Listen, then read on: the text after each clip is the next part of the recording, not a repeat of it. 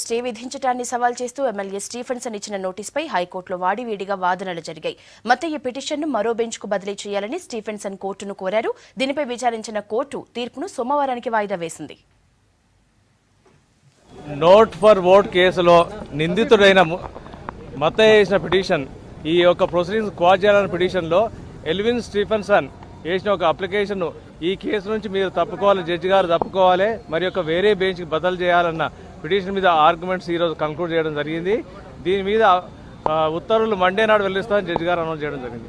కానీ ఈ కేసులో తప్పకుండా ఆ రోజు 18 జూన్ 2015 జరిగిన పరిణామాలు కావచ్చు, కానీ ఈ కేసులో ఆంధ్రప్రదేశ్ ప్రభుత్వము, టీడీపీ పార్టీ మరి యొక్క వాళ్ళ లా ఆఫీసర్స్ పెద్ద ఎత్తున ఇన్వాల్వ్ అవ్వడము, తర్వాత ఆ రోజు జడ్జి గారు చేసిన ఒక జడ్జి గారికి తెలిసి తెలియక ఏదైనా కావచ్చు, వారి యొక్క చేసిన ప్రవర్తన కూడా తీవ్రమైన అభ్యంతరాలు వ్యక్తం చేసే విధంగా ఉన్నది.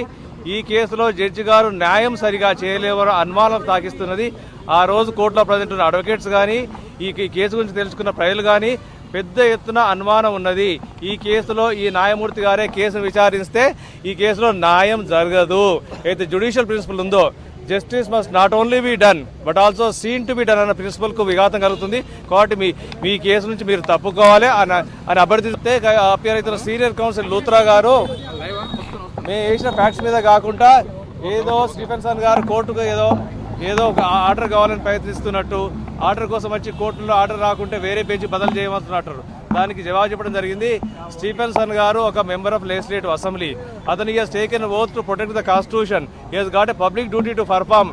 ఎప్పుడైనా తన కేసులో జడ్జి గారు సరిగా న్యాయం చేయలేకపోతున్నారు అనుకున్నప్పుడు, పెద్ద ఎత్తున ప్రజలు విశ్వసిస్తున్నప్పుడు తన యొక్క డ్యూటీ ఆ యొక్క విషయాలు కోర్టు దృష్టికి తీసుకురావడము, మరియు జడ్జి గారిని మీరు ఈ కేసును తప్పకుండా గిట్ట జస్టిస్ డెలివరీ సిస్టంలో ప్రజలకు నమ్మకం కుదురుతుంది.